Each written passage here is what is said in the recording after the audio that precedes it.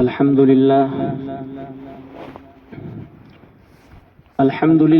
نحمده ونستعينه ونستغفره ونؤمن به ونتوكل عليه ونعوذ بالله من شرور أنفسنا ومن سيئات أعمالنا من يهده الله فلا مضل له ومن يضلله فلا هادي له ونشهد أن لا إله إلا الله وحده لا شريك له ونشهد أن محمدا عبده ورسوله صلى الله عليه وعلى آله وصحبه وأزواجه وذرياته وأهل بيته أجمعين وبارك وسلم تسليما كثيرا كثيرا.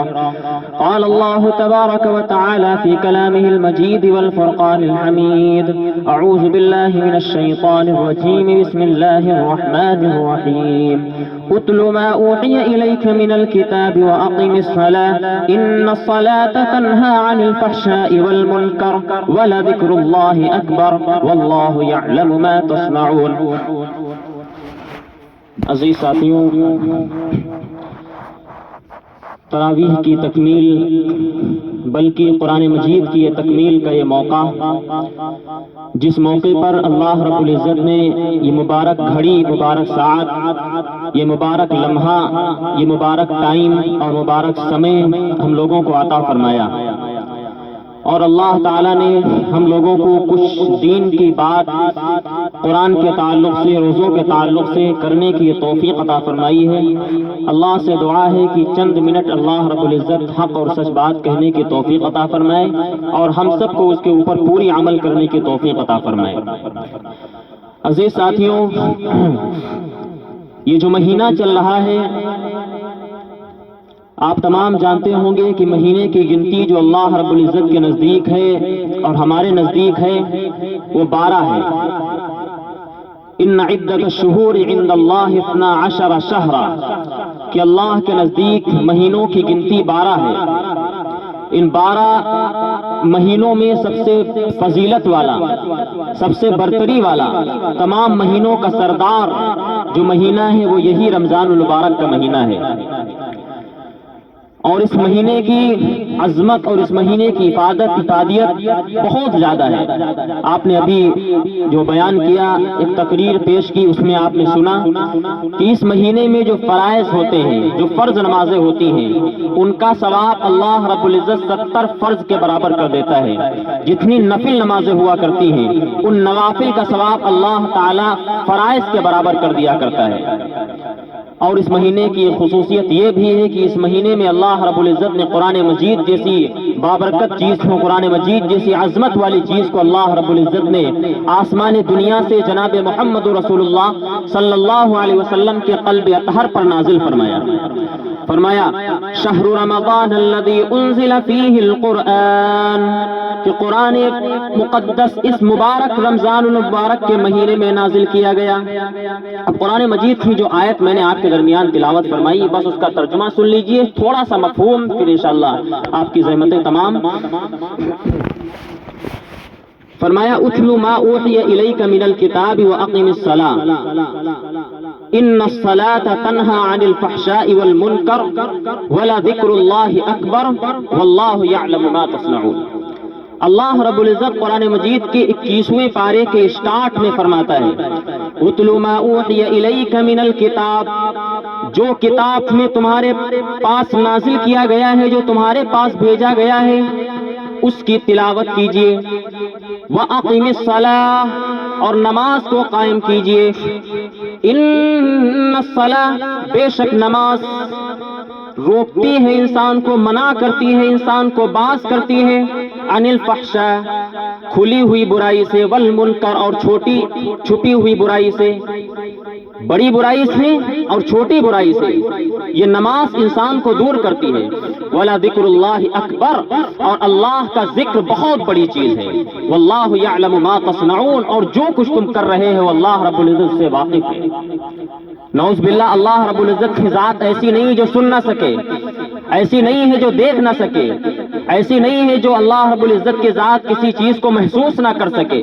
واللہ یعلم ما تصنعون، جو کچھ بھی تم کر رہے ہو، چاہے چھپ کر رہے ہو یا کوئی چیز ظاہر کر کے کر رہے ہو، ایک ایک چیز کو اللہ رب العزت کی ذات جاننے والی ہے. اب آپ نے دیکھا ہوگا کہ یہاں پر اللہ نے فرمایا کہ اتل ما اوحی الیک من الکتاب، کہ کتاب میں سے جو تمہارے پاس نازل کیا گیا ہے اس کی تلاوت کیجیے. یہ نہیں فرمایا کہ اس جو نازل کیا گیا ہے اس کو پڑھیے، بلکہ کہا تلاوت کیجیے. تلاوت کا مطلب ہوتا ہے تلا یتلو کے معنی پیچھے پیچھے چلنا. اب دیکھیے اس کا ترجمہ کیجیے. اتل ما اوحی الیک من الکتاب، جو کتاب تمہارے پاس نازل کی گئی ہے اس کے پیچھے پیچھے چلیے. اہل عرب کے اندر جو اونٹنی ہوتی ہے، اونٹنی کا ایک جو بچہ ہوتا ہے جو اس کے پیچھے پیچھے چلتا ہے، اس کو عربی میں تلون کہا جاتا ہے، یعنی پیچھے پیچھے چلنے والا. تو پتہ یہ چلا کہ جس طرح وہ اونٹنی کا بچہ اپنی ماں کے پیچھے پیچھے چلتے ہوئے تمام آنے والے خطرات سے، بڑے بڑے جنگل کے جانوروں سے محفوظ ہو جاتا ہے، اسی طریقے سے تم بھی قرآن کے پیچھے چلو. دنیا کی ظالم طاقتوں سے، دنیا کی فحاشی سے، دنیا کی غلط چیزوں سے تم محفوظ رہو گے. اتل ما اوحی الیک من الکتاب، جو کتاب کی طرف، جو کتاب تمہارے پاس نازل کی گئی ہے اس کے پیچھے پیچھے چلو. اب یہ قرآن مجید کوئی ایسی ویسی کتاب نہیں ہے، بلکہ یہ ایسی کتاب ہے جس کا پڑھنے والا، جس کو قاری قرآن کہا جاتا ہے، جس کو حافظ قرآن کہا جاتا ہے، وہ کوئی معمولی شے نہیں ہے، کوئی معمولی چیز نہیں ہے. جب ایک حافظ قرآن اپنے گھر سے نکلتا ہے تو اس کے راستے میں فرشتے اپنے پروں کو بچھا دیا کرتے ہیں. اس حافظ قرآن کے لیے سمندر کے اندر دعا کرتی ہیں، مچھلیاں دعا کرتی رہتی ہیں. یہ قرآن مجید ہے جو اللہ رب العزت نے نازل کیا ہے. ہم کو اس کی اہمیت کا اندازہ نہیں ہو رہا ہے. جس طرح وہ بچہ اونٹنی کے پیچھے چلنے والا ہر ایک خطرے سے محفوظ رہتا ہے، اسی طریقے سے اس قرآن کے پیچھے چلنے والا انسان ان تمام خطروں سے محفوظ رہے گا، ان تمام فتنوں سے محفوظ رہے گا جو اس کے اوپر آنے والے ہیں. وَأَقِمِ الصَّلَاةَ، اور نماز کو قائم کرو، نماز کو قائم کرو. نماز تو وہ دولت ہے اللہ رب العزت کی کہ اس کو ستون کہا گیا ہے. جس طرح آپ نے دیکھا کہ کمرے کے اندر 4 ستون ہوا کرتے ہیں، اسی طریقے سے ان 4 ستونوں میں اسلام کی بنیاد جن ستونوں پر، جن کھمبوں پر رکھی گئی ہے وہ 5 چیزیں ہیں. اللہ رب العزت کے نبی علیہ الصلوۃ والسلام فرماتے ہیں بنی الاسلام علی 5 شہادت ان لا الہ الا اللہ واقام الصلاۃ وایتاء الزکاۃ وصوم رمضان والحج. اللہ کے نبی علیہ الصلوۃ والسلام فرماتے ہیں کہ دین کی بنیاد، اسلام کی بنیاد 5 چیزوں کے اوپر رکھی گئی ہے. سب سے پہلے یہ کہ تم اللہ رب العزت کو ایک مانو، یہ مانو کہ اللہ کے علاوہ کوئی بھی ذات عبادت اور بندگی کے لائق نہیں ہے، اور نماز کو قائم کرو. اب قرآن مجید چونکہ مکمل ہوا، قرآن مجید کی چونکہ ختمی ہوئی، اور یہ رمضان المبارک کا مہینہ قرآن مجید کا مہینہ ہے. ایک مرتبہ کی بات ہے، حضرت حسان ابن ثابت رضی اللہ تعالیٰ عنہ، عرب کے کعبے میں ایک اصول یہ چلتا تھا کہ ایک چند اشعار اس پہ لٹکائے جاتے تھے، اور کہا جاتا تھا کہ ان سے اچھا جو شعر لکھ کر لے آئے گا اس کو انعام سے نوازا جائے گا. چنانچہ یہ چیز چلتی رہی، کوئی اس کا جواب دیتا، اس کو انعام دے دیا جاتا، یہی سسٹم چلتا رہا. ایک دن کی بات ہے کہ حضرت حسان ابن ثابت رضی اللہ تعالیٰ عنہ کھڑے ہوتے ہیں اور قرآن مجید کی یہ چند آیتیں لکھ کر چلے آتے ہیں. انا اعطیناک الکوثر فصل لربک وانحر ان شانئک هو الابتر. تمام اہل عرب اس چیز کو دیکھ کر دنگ ہو جاتے ہیں کہ اس کا جواب تو ہم ڈھونڈ نہیں سکتے ہیں.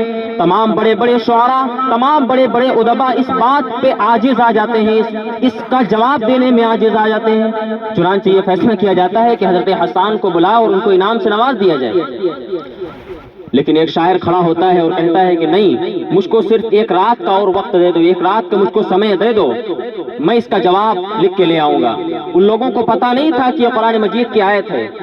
چنانچہ وہ کھڑا ہوا اور رات بھر اپنا دماغ لگاتا رہا، اسی میں غور و خوض کرتا رہا کہ کسی طریقے سے ہم اس کا جواب لکھ دیں، کسی طریقے سے ہم اس کا جواب لکھ دیں، لیکن اس کا جواب وہ نہ لکھ سکا، اور لکھنے کے بعد جو کچھ اس نے لکھا وہ لے جا کے کعبے کے اندر لٹکا دیا اور کہا کہ میں نے اپنا کلام لکھ دیا ہے، آؤ مجھ کو انعام سے نوازو۔ لوگ جب اس کعبے کے اندر جاتے ہیں اور دیکھتے ہیں اس کلام اس اپنے اشعار کو دیکھتے ہیں کہ اس اشعار میں یہ لکھا ہوا تھا، انا اعطیناک الکوثر فصل لربک وانحر ان شانئک هو الابتر ما هذا کلام البشر۔ ایک آیت اس نے بڑھا دی، آیت نہ کہیے ایک جملہ اس نے بڑھا دیا۔ اس جملے کا مطلب جانتے ہو کیا تھا؟ ما ھذا کلام البشر، کہ یہ جو اوپر کی 3 لائنیں ہیں یہ کسی انسان کا کلام نہیں ہو سکتا۔ چنانچہ حضرت حسان ابن ثابت کو بلایا گیا اور اسے پوچھا گیا کہ کس کا کلام ہے، تو انہوں نے بتایا کہ قرآن مجید ہے، یہ اللہ رب العزت کا مقدس کلام ہے۔ چنانچہ ان کو انعامات سے نوازا۔ تو یہ قرآن مجید ہے۔ تو قرآن کے پڑھنے والے جو بچے ہیں بہت زیادہ مبارکباد کے مستحق ہے، بالخصوص اس لیے کہ حدیث شریف کا مفہوم یہ ہے کہ انسان جو حفظ کرتا ہے، حفظ کے بعد انسان اس پہ عمل کرتا ہے، اللہ رب العزت کے وہاں میدان حشر میں اس کے والدین کو ایک ایسا تاج پہنایا جائے گا جس کی روشنی سورج کی طرح روشنی ہوگی، سورج سے بھی زیادہ چمکیلا وہ چاند، سونے کا وہ تاج اس والدین کے اوپر رکھا جائے گا جن کے بچے نے قرآن مجید کو حفظ کیا تھا۔ تو یہ الگ ایک شان ہے قرآن مجید کی پڑھنے والے کی، اسی لیے اللہ کے نبی علیہ الصلوۃ والسلام نے فرمایا خیرکم من تعلم القرآن وعلمہ، تم میں سب سے بہتر شخص وہ ہے جو قرآن مجید کو سیکھتا ہے اور قرآن مجید کو سکھاتا ہے۔ یعنی قرآن مجید کو سیکھنے والا، قرآن مجید کو سکھانے والا اس دنیا کی سب سے بہترین قوم ہے، سب سے بہترین لوگ ہیں۔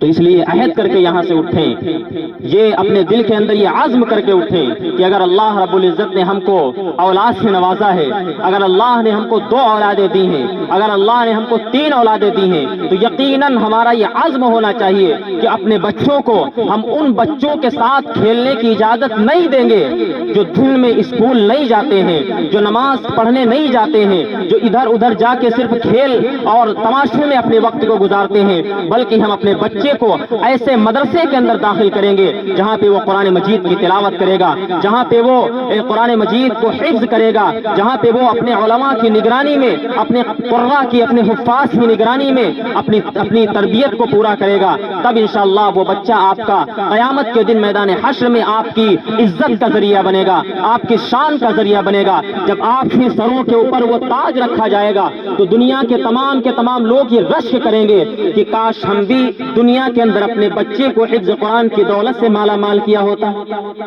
یہ اس وقت پتہ نہیں چل رہا ہے، لیکن آخرت میں اس وقت پتہ چلے گا جب دیکھیں گے کہ فلاں یہ شخص ہمارے بغل میں، ہمارے پڑوس میں رہتا تھا، آج اس کی یہ شان ہے اور ہماری شان یہ ہے کہ ہم جہنم کے دروازے کے اوپر کھڑے ہیں۔ کب ہمارا حکم ہو ہم کو فرشتے لے جا کے ڈال دے، خذوہ فغلوہ ثم الجحیم صلوہ ثم فی سلسلۃ ذرعها 70 ذراعا فاسلکوہ انہ کان لا یؤمن باللہ العظیم ولا یحض علی طعام المسکین۔ کب فرشتے آئیں اور ہم کو منہ کے بل لے جا کے جہنم کے اندر ڈال دیں۔ اور دنیا کے اندر بس ایک بات اور، دنیا کے اندر اس کا فائدہ یہ ہوگا کہ آپ کے انتقال کے بعد آپ کو اگر کوئی چیز پہنچ سکتی ہے تو اللہ کے نبی علیہ الصلوۃ والسلام نے فرمایا کہ وہ 3 چیزیں ہیں جو انسان کو مرنے کے بعد پہنچتی ہیں۔ آپ دنیا میں اس وقت موجود ہیں، آپ نماز بھی پڑھ سکتے ہیں، سبحان اللہ بھی کہہ سکتے ہیں، الحمدللہ بھی کہہ سکتے ہیں، نماز بھی پڑھ سکتے ہیں، روزہ بھی رکھ سکتے ہیں، حج بھی کر سکتے ہیں، دین کے تمام ارکان پہ آپ عمل کر سکتے ہیں، اللہ کے وقت کے آپ ولی بن سکتے ہیں۔ لیکن اگر آپ کا انتقال ہو گیا، آپ کی سانس اس بدن سے نکل گئی، پھر اس کے بعد اگر ایک مرتبہ آپ یہ کہنا چاہیں کہ ایک مرتبہ آپ سبحان اللہ الحمدللہ کی ایک تسبیح آپ پڑھنا چاہیں تو یقیناً آپ نہیں پڑھ سکتے ہیں۔ لیکن آپ کی موت کے بعد اگر کوئی چیز آپ تک پہنچے گی تو آپ کا یہ بچہ ہوگا جو قرآن مجید کو حفظ کیا ہوگا، یہ آپ کا بچہ ہوگا جو آپ کے لیے دعائیں کرے گا۔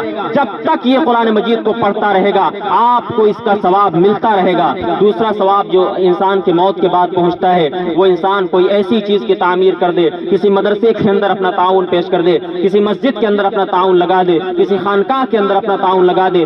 جب تک اس چیز کو دین کے کام میں استعمال کیا جاتا رہے گا، انسان چاہے دنیا کے اندر موجود ہو یا دنیا کے اندر موجود نہ ہو، اللہ رب العزت کے ہاں وہ ہو، اللہ رب العزت اس چیز کا ثواب اس بندے کو پہنچاتا رہے گا. اس لیے عہد کر کے اٹھیں کہ ہم سب کو اپنے بچوں کو حافظ قرآن بنانا ہے، اپنے بچوں کو ان محلے کے لڑکوں کے ساتھ نہیں کھیلنے دینا ہے جو بچے جن کا تعلق کسی دین اور اسلام سے نہیں ہے، بلکہ ہم کو یہ عہد کرنا ہے کہ ہم اپنے بچوں کو مدارس کے اندر بھیجیں اور تاکہ وہ وہاں جا کے دین کی تعلیم کو حاصل کریں، تاکہ دنیا کے اندر بھی ہماری عزت، ہماری شہرت کا وہ ذریعہ بنے، اور آخرت کے اندر یقیناً اللہ رب العزت کی ذات سے امید ہے کہ آخرت کے اندر بھی وہ عزت اور